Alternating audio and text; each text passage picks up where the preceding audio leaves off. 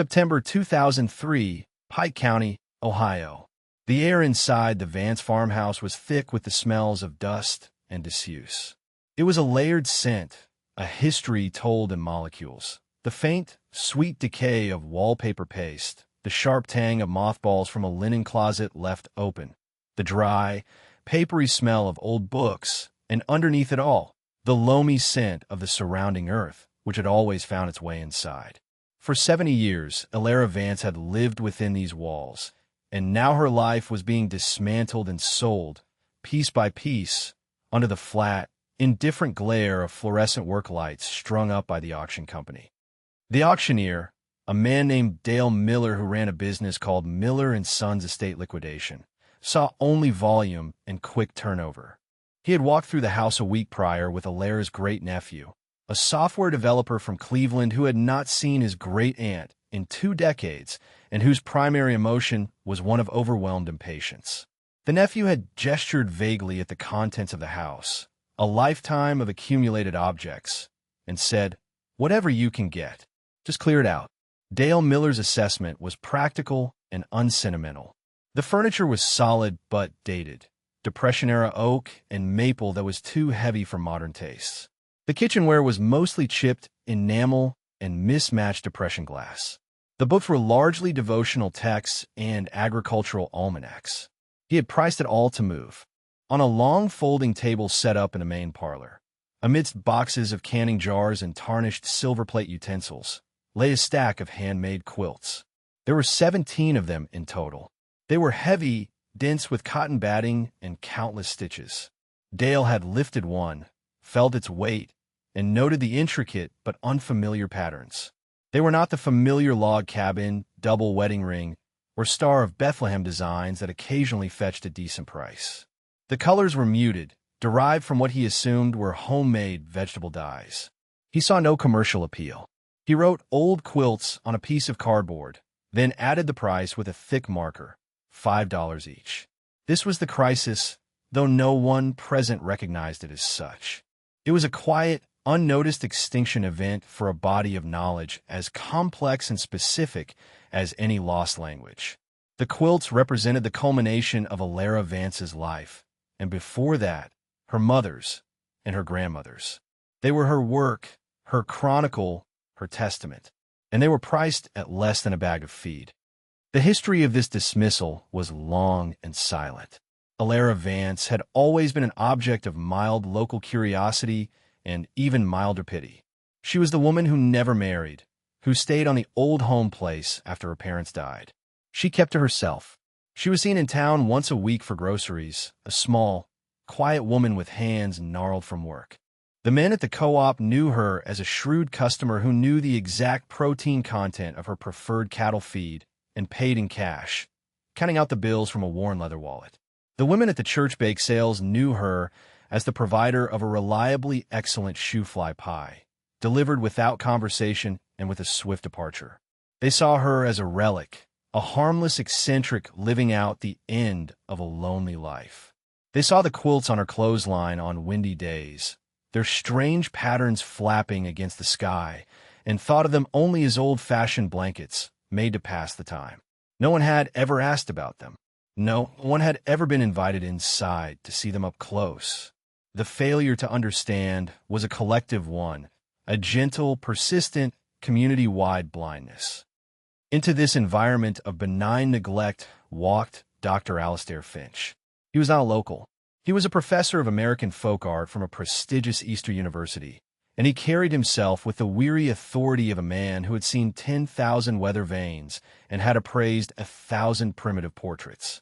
He was in southern Ohio for the weekend, a sourcing trip, as he called it, looking for undiscovered gems in the rural estate sales listed in the back of antiques journals. He wore expensive, city-dweller boots ill-suited for the gravel driveway, a tweed jacket despite the early autumn warmth, and an expression of faint, professional disappointment. With him was his graduate assistant, a young woman named Lena Petrova. Lena was quiet, observant, and in a state of constant, low-grade intimidation in Finch's presence. She was the daughter of immigrants, the first in her family to attend college, let alone pursue a doctorate. She carried a clipboard, a digital camera, and a deep, unspoken reverence for the artifacts they sought. To her, every object held a potential story. To Finch, every object was a data point to be categorized, valued, and slotted into the grand, established narrative of American folk art. Finch moved through the Vance farmhouse with predatory efficiency.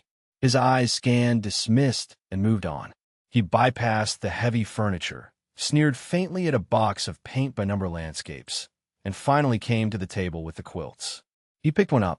The fabric was a mix of homespun linen and sturdy cotton twill from old feed sacks.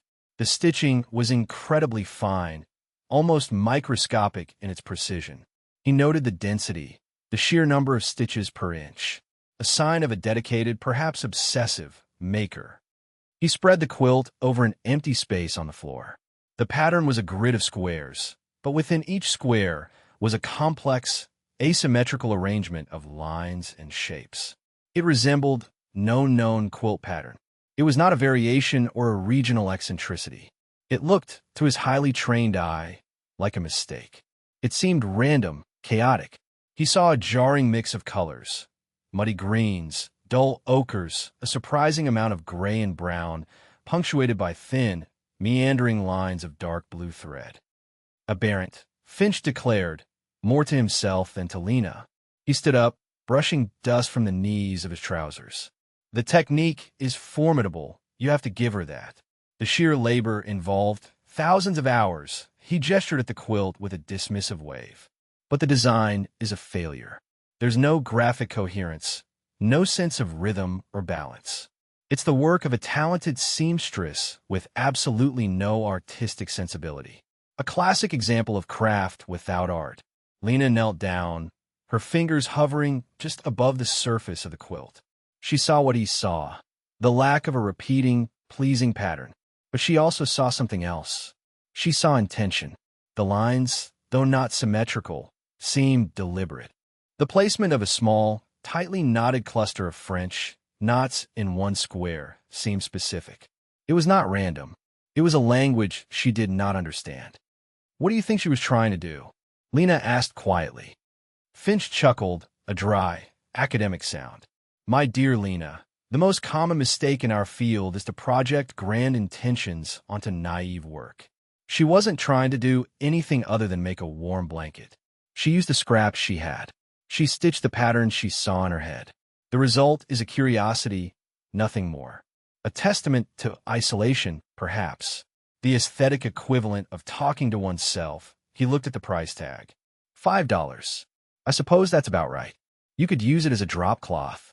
He bought 2 of them, the 2 he deemed the most graphically interesting in their failure, paying with a $10 bill and a weary sigh. He intended to use them in a lecture on the pitfalls of unstructured design in rural textiles. He would show them as examples of what happens when the guiding principles of tradition are lost. The chorus of skeptics was all around them. A woman picked up a quilt, held it against her body, and said to her husband, "Might be good for the dog's bed in the back of the truck." $5 is cheaper than the one at Walmart. A young man bought one to hang on a wall to cover a crack in the plaster of his rental apartment. Another was purchased to be used as padding for moving furniture. Each transaction was a small confirmation of Finch's assessment. These were useful objects, not valuable ones. They were blankets, not art, and certainly not documents. The community, in its final interaction with Alara Vance's legacy, ratified the judgment of the outside expert. Her life's work was being scattered, demoted to the status of utilitarian rags. And no one, save for a hesitant graduate student, felt the slightest tremor of the monumental loss that was occurring. The knowledge that imbued the quilts with their true meaning had not been born in university or a museum. It had been cultivated in the very soil outside the farmhouse windows. It was a knowledge passed down through the quiet hands of women. The narrative of this knowledge began not in a book, but at a quilting frame in the winter of 1938. Alara was 10 years old. The world outside was a canvas of white snow, the windows frosted over. Inside, the air was warm from the wood stove, and it smelled of beeswax and hot iron. Her mother, Sarah Vance, sat on one side of the large wooden frame that held a quilt stretched taut as a drumskin. Her grandmother, Hannah, sat on the other. Alara sat on a small stool beside her mother, her task to thread needles. Her hands were still clumsy, the eye of a needle a frustratingly small target. "Every stitch tells a story, Alara," her mother said, her voice soft but firm. She did not look up from her work. Her needle rose and fell with a steady, hypnotic rhythm, a silver fish darting through a sea of cotton. But you have to use the right words. Her grandmother paused her stitching and tapped a square on the quilt with her thimbled finger. "This block here," she said, her voice a low, crackling whisper like dry leaves. "This is the north pasture, the one that slopes down to the creek." Alara looked at the square. It was made of a dozen different pieces of fabric, mostly shades of green and brown. A thin, curving line of blue thread snaked through it. "But it doesn't look like the pasture," Alara said. "The pasture is just green." Her mother stopped stitching and looked at her then, a real focused look. Is it ever just green? In April, it's a pale, thin green, like new leaves. By June, it's a deep, rich green, almost black in the hollows. After the hay is cut in August, it's the color of straw. And where the cows have trampled the ground near the gate, it's the color of dirt. It's never just one green. She pointed to the different patches in the square. "This is the April green. This is the June green.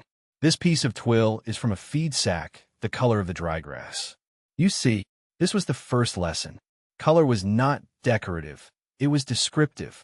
It represented a specific state of being at a specific time. Her grandmother then explained the stitches. "A running stitch," she said, demonstrating with her needle. "That's a path. A fence line. A place where a person walks. The shorter the stitch, the more worn the path." She pointed to the blue line. "A chain stitch is for moving water. It shows the current. See how it twists here? That's the eddy behind the big rock. And a French knot," she tapped a tiny, raised nub of thread, "is a thing that stands still. A tree, a gatepost, a stone." This was the core principle, the central thesis of their silent language. A quilt was not a picture of a place. It was a record of it. It was a map, a journal, and a calendar, all rendered in fabric and thread. A stitch was a footstep. A color was a season. A block was a field.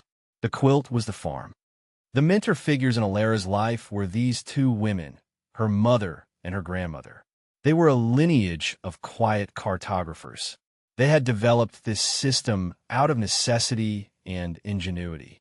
In a world where women's histories were rarely written down, they had found a way to record their own.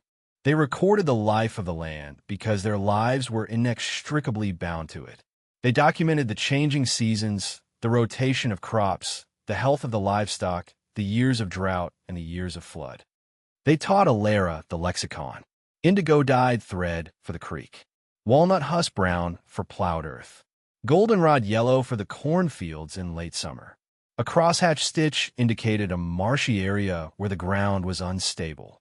A series of tight, parallel stitches showed erosion on a hillside. The weight of the thread mattered. A thick, three-strand cotton was a permanent feature, like a property line or a foundational wall.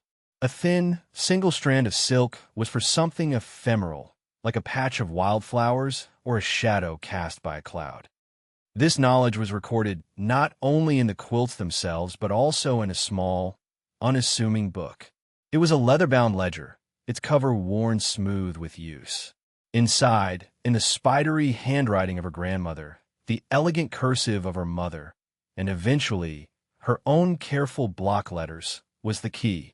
It was not a grand narrative, but a collection of notes, a dictionary of their unique textile language. 1884. One of the first entries from Hannah read, "East field planted in clover, stitched in pale green linen, diagonal block pattern. The big oak struck by lightning, marked with a single split stitch in black silk." A later entry from Sarah, dated 1937, "The Great Flood. The entire lower pasture underwater for a week." Represented this with a wash of blue silk thread over the entire bottom third of the year's quilt.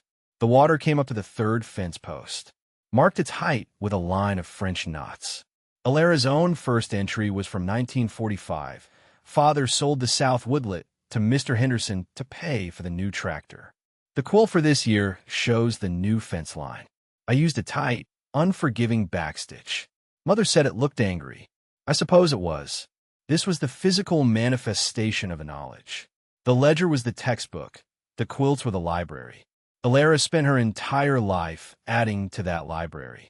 After her mother died, she became the sole keeper of the tradition. The act of creating a quilt was a ritual. It began in the spring, with a long walk around the perimeter of the 200-acre farm.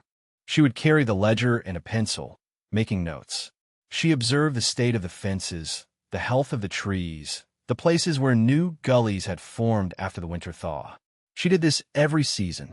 She recorded the planting of the fields, the birth of calves, the death of old trees. Her process was methodical, unchanging. She would sketch out the year's quilt on graph paper, translating her field notes into the established language of pattern and stitch. Each quilt represented one calendar year in the life of the farm.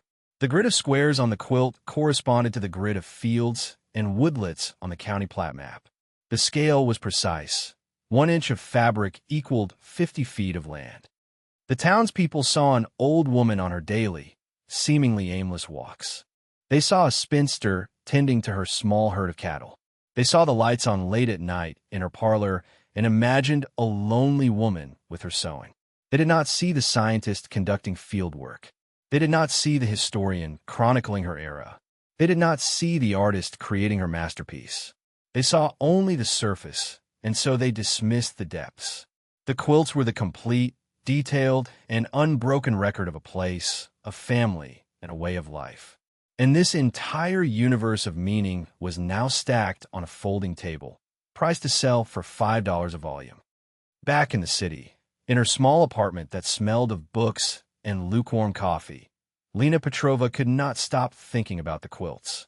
The two that Finch had purchased were in the university lab, tagged and cataloged as anonymous, mid-20th C, Ohio.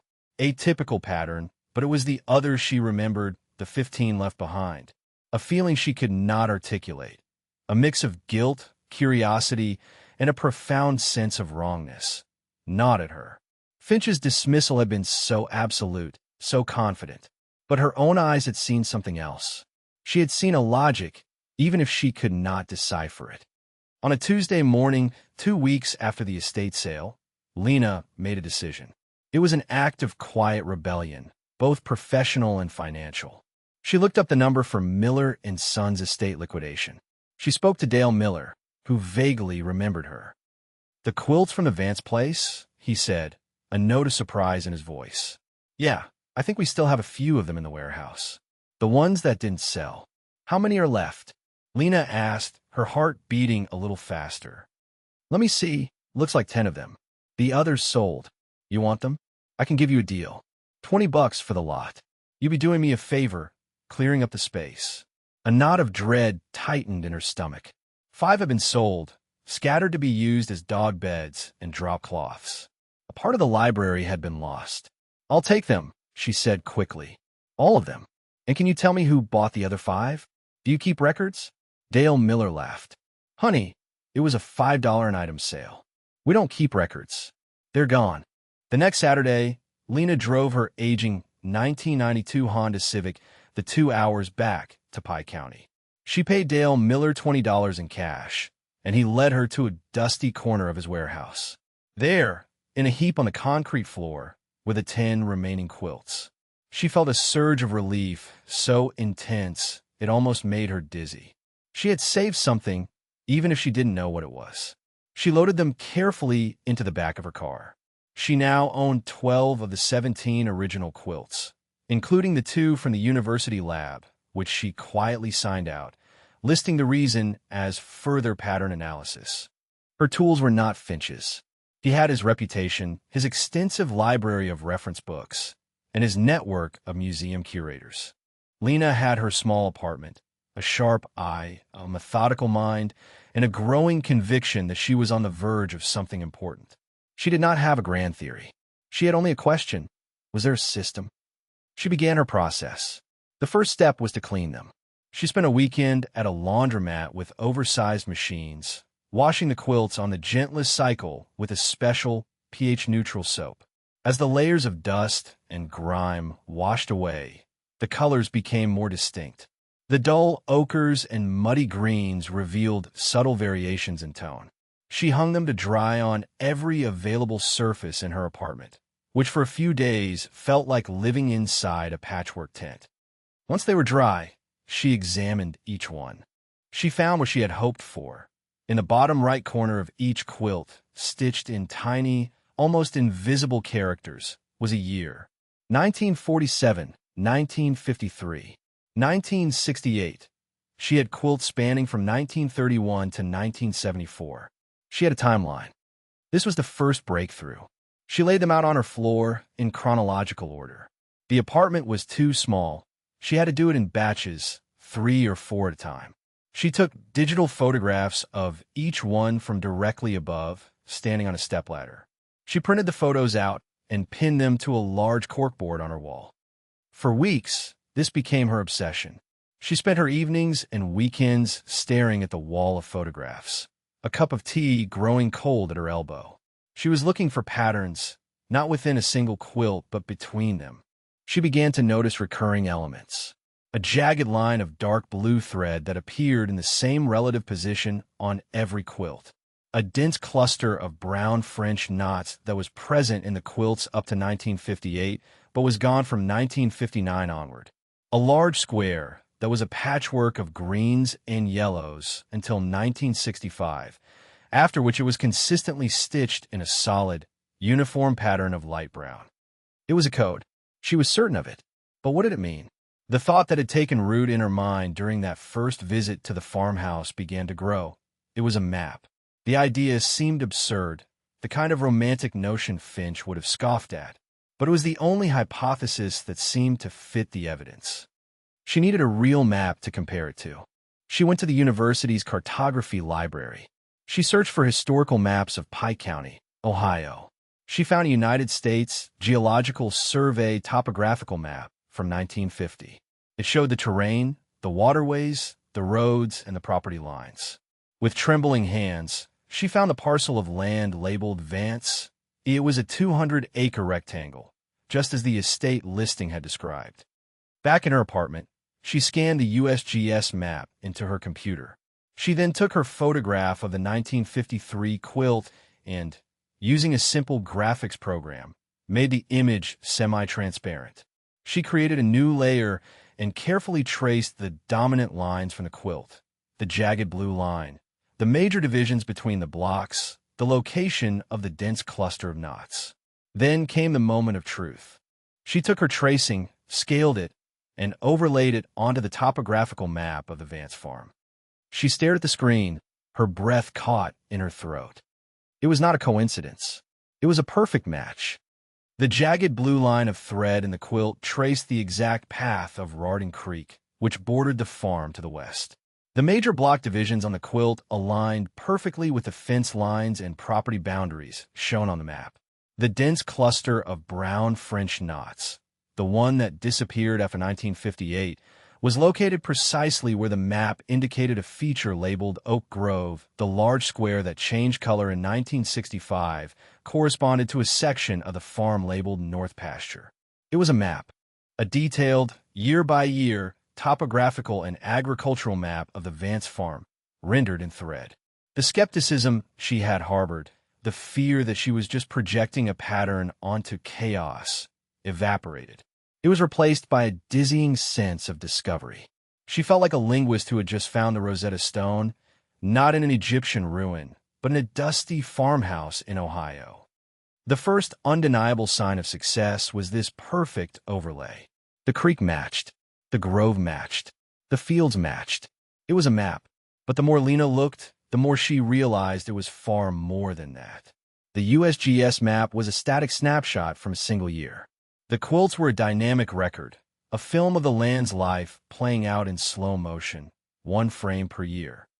She focused on the Oak Grove, the cluster of French knots. It was present on every quilt up to the one dated 1958. On the 1959 quilt, it was gone. In its place was a patch of fabric stitched with short, chaotic, intersecting lines like a scar. She went to the university's online newspaper archive and searched the Pike County local paper for the name Vance in the years 1958 and 1959. She found a small article from November 1958. It described a severe ice storm that had swept through the region, felling hundreds of trees. It specifically mentioned that the historic oak grove on the Vance property had been destroyed. The quilt had recorded the event. The French knots, the symbol for standing trees, had been replaced by a scarf thread. This was the second breakthrough. The quilts didn't just map the space, they mapped time and events. Lena turned her attention to the north pasture, the square that had changed from a patchwork of greens to a solid light brown in 1965. This time, she searched the county's property records. She found a deed of sale from March 1965. Alara Vance had sold the northernmost 40 acres of her farm to a neighboring gravel company. The pasture became a quarry. The quilt recorded the transaction. The vibrant, living greens of the pasture had been replaced by the dead, uniform brown of excavated earth. Lena worked with a feverish intensity. Each quilt was a puzzle, a time capsule. She found a line of black stitches on a 1945 quilt that corresponded to the route the electric company had taken when they finally ran power lines to the farm. She found a subtle change in the color of the thread used for the cornfield in the quilts from the early 1950s, a period of drought according to the Farmer's Almanac. The vibrant goldenrod yellow was replaced by a paler, sicklier shade. She realized that the very tension of the stitches seemed to vary.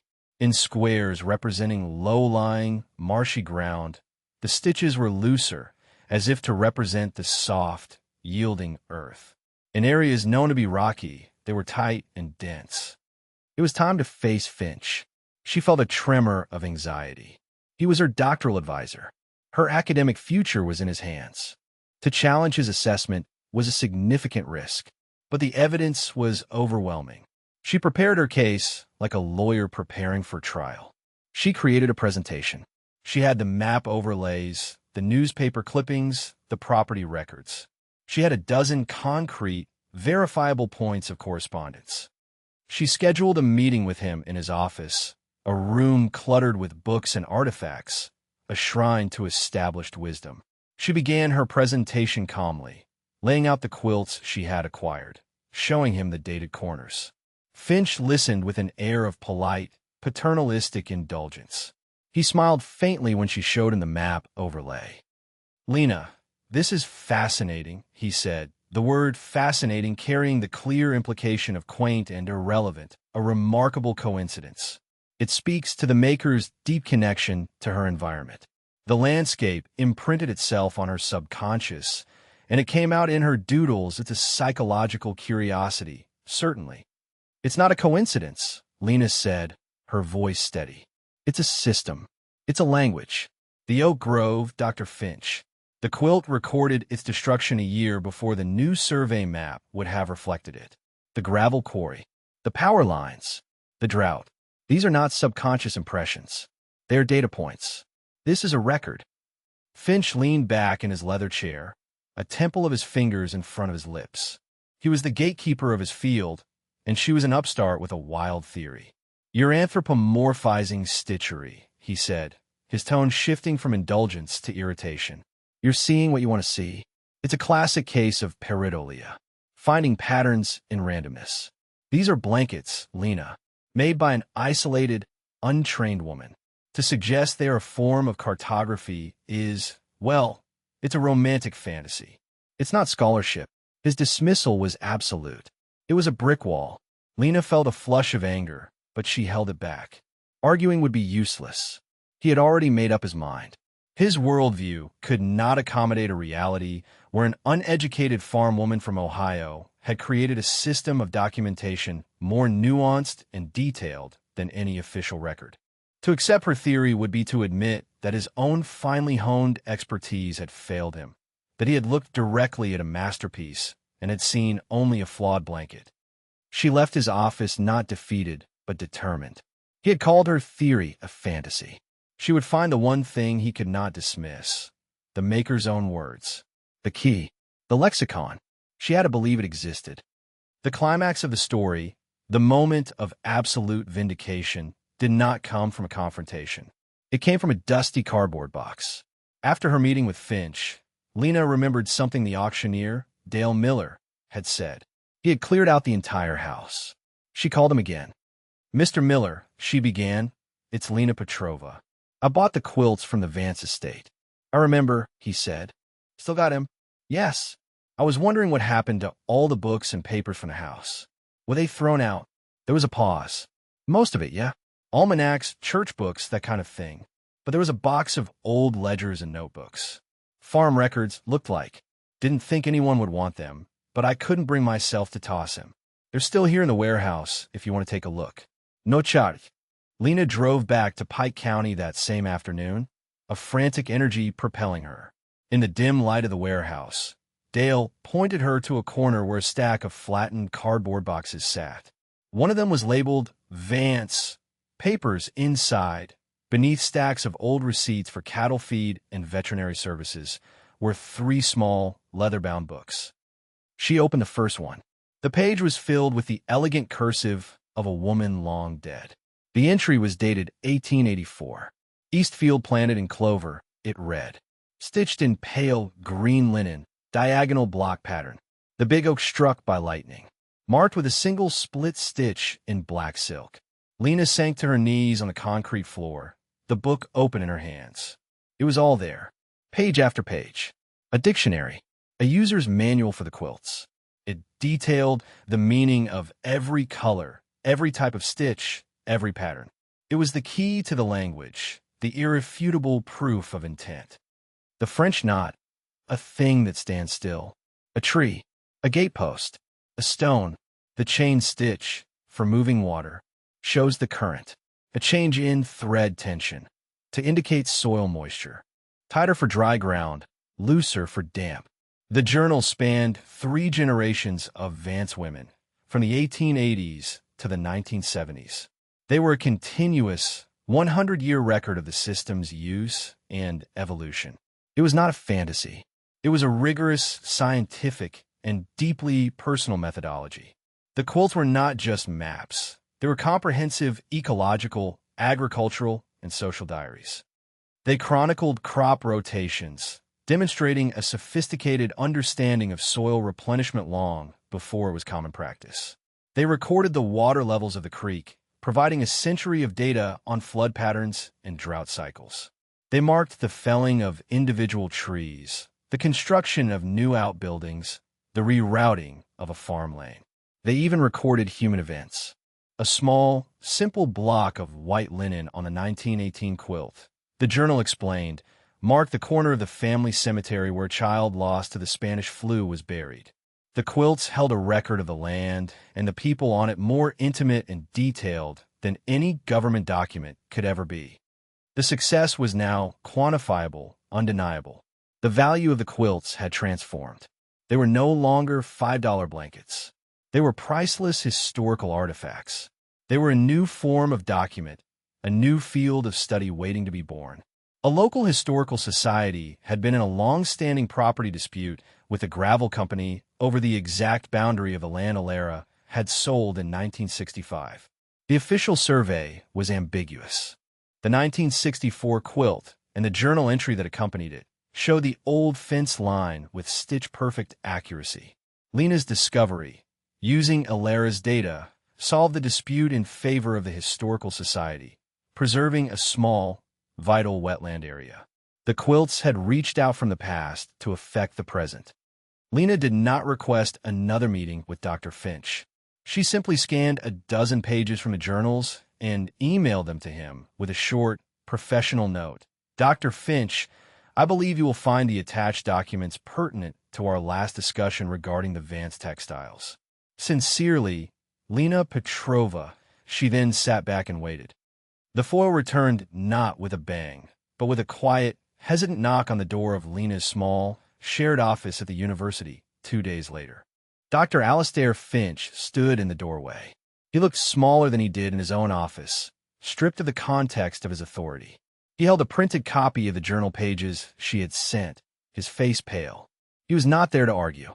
He was there to understand. "May I come in?" he asked. His voice was quiet, stripped of its usual booming confidence. Lena gestured to the only other chair in the room, a simple wooden one piled with books, which she cleared for him.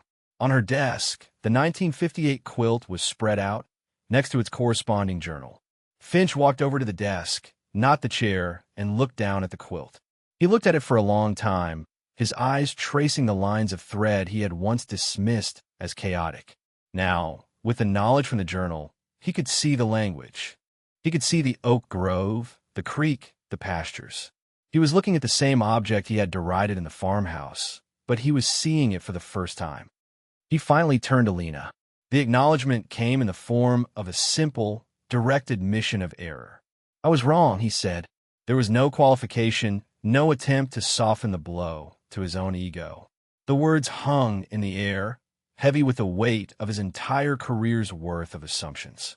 Completely, utterly, and embarrassingly wrong. "I saw textiles. I didn't see a language. I saw a craft. I failed to see the science and the history." He looked at her directly. "What you have discovered is monumental." This was the moment of reconciliation. It was not triumphant for Lena. It was somber, respectful. She felt a quiet satisfaction, not in proving him wrong, but in proving Elara Vance right. The protagonist now had her advocate. The explanation followed, not as a lecture, but as a shared exploration. Lena, now the expert, calmly and plainly explained the system. She walked him through the lexicon in the journals. She showed him the color coding for different crops, the stitch patterns for different types of terrain. She pointed to a section of the 1958 quilt stitched with a slightly different sheen of green thread.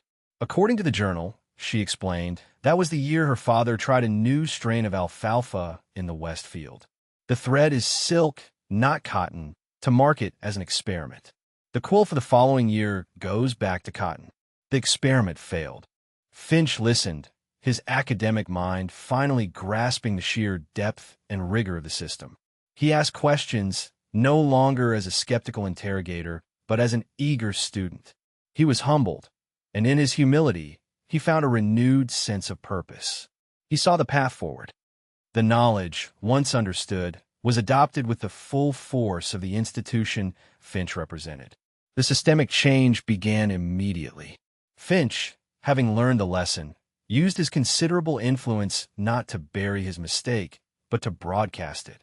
He saw it as his duty to correct a failing in his entire field of study. He went to the dean of the university. He secured a significant grant for the Advanced Textile Documentation Project. He and Lena co-authored a paper, which he insisted be submitted to the most prestigious historical journal, with her name listed as the primary author. The paper, titled The Vance Ciphers, Textile Cartography as a Form of Analytic Record, caused an immediate sensation. It challenged the fundamental definitions of what constituted a historical document. Finch also undertook a more personal mission. He used his network of contacts and a portion of the grant money to track down the 5 lost quilts. It took months. One he found in the back of a pickup truck, smelling of wet dog, but otherwise intact. Another was found hanging on the wall of a college student's apartment, thumbtack holes in its corners. A third was recovered from a family who had been using it for picnics. Miraculously, all 5 were located and purchased back, sometimes for 100 times their original $5 price. The library was made whole again. The enduring symbol of the entire affair became the 1958 quilt, the last one to show the oak grove. It was the centerpiece of the new museum exhibition that Finch curated, an exhibition titled simply Elara Vance. The Pike County cartographer, the quilt was displayed under climate-controlled, low-light conditions, behind a pane of museum-quality glass. The small, handwritten label next to it did not describe it as a quilt. It described it as a topographical and agricultural record. Visitors would lean in close, peering at the intricate stitches, the faded colors, and the small cluster of brown French knots that represented a grove of trees felled by an ice storm half a century ago. The humble object, born of quiet observation and patient hands, was now seen for what it had always been, a precise, beautiful, an invaluable document. Its stitches, once dismissed as random, were now understood as a language. The new normal settled in quietly. The Vance method, as it became known, created a new subfield at the intersection of textile arts, geography, and social history. Museums began to re-examine their own collections of anonymous folk quilts, searching for hidden patterns, for other languages that had been overlooked. Academics from other universities came to study the Vance collection, which was now housed in its own dedicated wing of the university's Special Collections Library. The story of Alara Vance and her quilts became a quiet legend, a parable told in art history seminars about the dangers of assumption and the genius that can be found in unexpected places. The quilts were no longer remarkable for being maps. Their status as maps was now an accepted fact, a foundational text for a new way of seeing. The knowledge was passed to its successor. Lena Petrova completed her doctorate, a dissertation on the Vance quilts, winning the top prize in her field. She became the world's leading expert on the subject. She was appointed the first curator of the Vance collection. It was her life's work to continue the process of decoding, to understand every nuance of the threads. She learned to read the quilts as Alara had, seeing not just a landscape, but the story of a family's life, their struggles, their small triumphs, the rhythm of their years. She taught a new generation of students how to see, how to look past the surface and read the language of the stitches. She had truly understood the lesson, that the most profound knowledge is often hidden in plain sight in the work of quiet hands. History is not only written in ink and on paper by men in positions of power. It is also written in thread and on fabric by women in quiet farmhouses. It is recorded in the choice of a color, the tension of a stitch, the memory of a landscape. Some things do not need to be reinvented or modernized. They just need to be remembered. They wait patiently for a new generation to learn the language and understand why they were made.